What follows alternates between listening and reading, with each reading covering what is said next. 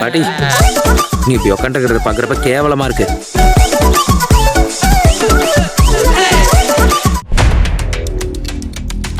இன்று மார்ச் மாதம் 11ஆம் தேதி 2026ஆம் ஆண்டு மத்திய கிழக்கில் இருந்து வெளியாக இருக்கும் ஒரு புகைப்படம் ஒட்டுமொத்த மேற்கத்திய நாடுகளையும், குறிப்பாக அமெரிக்காவின் அதிகார மையத்தையும் உலுக்கி போட்டிருக்கிறது. ஈரானிய புரட்சிகர காவல்படை இன்று நடத்திய ஏவுகணை தாக்குதலின் போது ஒரு ஏவுகணையின் முன்பகுதியில் எழுதப்பட்டிருந்த வாசகம் இப்போது இணையதளத்தில் தீயாய் பரவி வருகிறது. அந்த வாசகம் இதுதான்: இன் மெமரி ஆஃப் எப்டின் ஐலண்ட் விக்டம்ஸ். எப்டின் தீவின் பாதிக்கப்பட்டவர்களின் நினைவாக. ஏன் ஈரான் ஒரு இராணுவ ஏவுகணையில் இப்படி எழுத வேண்டும்? எப்டின் தீவுக்கும் ஈரானிய போருக்கும் என்ன சம்பந்தம்? இது வெறும் வாசகமா, அல்லது அமெரிக்காவின் மிக உயரிய அதிகார வர்க்கத்திற்கு ஈரான் விடுத்துள்ள நேரடி மிரட்டலா என்று நாம் இதைத்தான் சற்று ஆழமாக அலசப் போகிறோம். இந்த செய்தியை புரிந்து கொள்ள நாம் ஜெஃப்ரி எப்டின் யார் என்பதை பார்க்க வேண்டும். அமெரிக்காவின் பெரும் கோடீஸ்வரர்கள், அரசியல் தலைவர்கள், ஹாலிவுட் நட்சத்திரங்கள் என பலரையும் தனது ரகசிய தீவுக்கு அழைத்துச் சென்று அங்கு நடந்ததாக சொல்லப்படும் பாலியல் குற்றங்கள் மற்றும் மனித கடத்தல் விவகாரம் உலகம் அறிந்தது. ஈரான் என்று அந்த பெயரை தனது ஏவுகணையில் எழுதியிருப்பதன் நோக்கம் மிக தெளிவானது.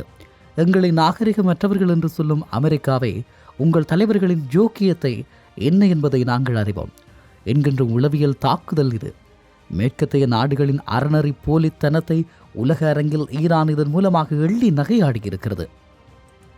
இந்த ஏவுகணை எங்கே விழுந்தது என்பதை விட இதில் என்ன எழுதப்பட்டிருக்கிறது என்பதுதான் இன்று செய்தியாகி வருகிறது. IRGC இந்த நகர்வு ஒரு புதிய வகை யுத்தம் என்று சொல்லலாம். ஒன்று, குற்றவாளிகளின் தேசம். அமெரிக்காவின் முக்கிய புள்ளிகள் சம்பந்தப்பட்ட இந்த எப்ஸ்டீன் விவகாரத்தை மீண்டும் கிளறுவதன் மூலமாக அமெரிக்க மக்களிடையே ஒரு பிளவை ஏற்படுத்த ஈரான் முயலுகிறது என்று சொல்லலாம். சர்வதேச நீதி.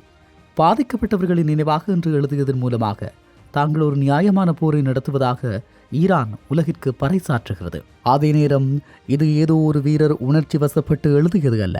இது ஈரானிய உளவுத்துறையின் மிக நுணுக்கமான திட்டம். அமெரிக்காவின் கடந்த கால பாவங்களை சுட்டி காட்டி அவர்களை உலக குற்றவாளிகளாக சித்தரிக்கும் ஒரு மாபெரும் இமேஜ் போர் என்று கூட சொல்லலாம். இந்த செய்தி வெளியான சில மணி நேரங்களில் வாஷிங்டன் வட்டாரத்தில் பெரும் பரபரப்பு தொற்றிக்கொண்டது. எப்ஸ்டீன் விவகாரம் என்பது அமெரிக்க அரசியலில் இப்போதும் ஒரு வெடிக்காத எரிமலை. அதை ஈரான் ஒரு ஆயுதமாக பயன்படுத்தும் என்று யாரும் எதிர்பார்க்கவே இல்லை. இது ஈரானின் புதிய உச்சத்தலைவர் முஜ்தபா கமேனியின் நேரடி உத்தரவின் பேரில் நடந்ததா, அல்லது வடகொரியா போன்ற கூட்டாளிகளின் ஆலோசனையா? இப்படி நிறைய கேள்விகள் பலரிலும் ஏற்படலாம். முடிவாக சொன்னால் 2026ஆம் ஆண்டின் போர் வெறும் நிலப்பரப்பிற்கானது அல்ல, இது தார்மீக மேன்மைக்கான போர் என்று ஈரான் சொல்ல தொடங்கிவிட்டது. இந்த ஒரு வாசகம் அமெரிக்காவின் நூற்றுக்கணக்கான ஏவுகணைகளை விட வலிமையானதாக அதன் அதிகார மையங்களை தாக்கியிருக்கிறது. போர் இன்னும் உக்கிரமடைய போகிறது என்பதற்கு இந்த ஏவுகணையும் ஒரு சாட்சி என்று சொல்லலாம். இப்படியாக இருக்கின்ற போது இந்த ஏவுகணை தாக்குதல் வரும் இராணுவ இலக்குகளை மட்டும் குறிவைக்கவில்லை. இன்று ஈரானிய ஊடகங்களில் வெளியான அந்த புகைப்படம் அமெரிக்காவின் கரைபடிந்த ரகசியங்களின் குறியீடாக பார்க்கப்படுகிறது. அமெரிக்காவின் கோடீஸ்வரர் ஜெஃப்ரி எப்டின் தனது ரகசிய தீவுக்கு உலகின் மிக முக்கியமான அரசியல் தலைவர்கள் மற்றும் நட்சத்திரங்களை அழைத்துச் சென்று அங்கு சிறுமிகளை வைத்து நடத்தியதாக சொல்லப்படும் கொடூரங்கள் உலகம் அறிந்தது. 2026 மார்ச் 10 அன்று அமெரிக்காவின் நியூ மெக்சிகோ மாகாணத்தில் உள்ள எப்ஸ்டீனின் மற்றொரு பண்ணையான ஜோரோ ரான்ச்சில் அந்த நாட்டு புலனாய்வு அமைப்புகள் அதிரடியாக சோதனை தொடங்கின. சரியாக இதே நேரத்தில் ஈரான் தனது ஏவுகணையில் எப்ஸ்டீன் தீவின் பாதிக்கப்பட்டவர்களின் நினைவாக என்று எழுதியிருப்பது ஒரு தற்செயலான நிகழ்வு அல்ல. அமெரிக்காவின் தார்மீகமான மேன்மையை உலக அரங்கில் கேள்விக்குள்ளாக்குவதே ஈரானின் திட்டம்.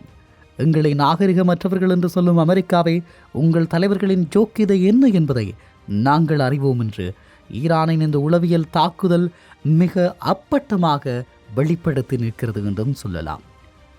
ஈரானின் இந்த நகர்வு ஒரு புதிய பரிமாண போர் என்று சொல்லுவோம். ஏவுகணையில் உள்ள அந்த வாசகம் ஒரு உளவியல் குண்டு மேற்கத்திய நாடுகளினுடைய போலித்தனத்தை துகிலுரித்திருக்கிறது.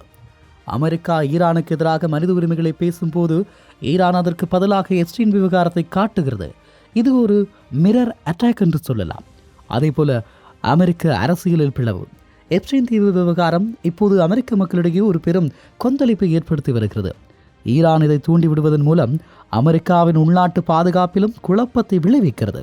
அதே நேரம் ஈரானிய புரட்சிகர காவல்படை இன்று தெல் அவீவ் மற்றும் அமெரிக்க படைத்தளங்கள் மீது நடத்திய தாக்குதல்களை விட இந்த ஒரு வாசகம் மேற்கத்திய ஊடகங்களில் பெரும் விவாதத்தை கிளப்பியுள்ளது என்றும் சொல்லலாம். இது ஏவுகணையின் வெடிமருந்தை விட வலிமையான ஒரு அரசியல் நகர்வு என்றே சொல்ல வேண்டும். இந்த செய்தி வெளியான சில மணி நேரங்களில் உலகச் சந்தையில் தங்கம் மற்றும் கச்சா எண்ணெய் விலை மீண்டும் உயரத் தொடங்கியுள்ளது. ஈரானின் புதிய உச்ச தலைவர் முஜ்தபா கமேனி தனது ஆட்சியின் தொடக்கத்திலேயே ஒரு புத்திசாலித்தனமான மற்றும் ஆக்ரோஷமான ராஜதந்திரத்தை ஏவுகணைகள் மூலம் வெளிப்படுத்தி இருக்கிறார். இலங்கையை பொறுத்தவரை வளைகுடா நாடுகளில் நிலவும் இந்த போர் பதற்றம் நமது நாட்டின் எரிபொருள் விநியோகத்தை நேரடியாக பாதிக்க தொடங்கி இருக்கிறது.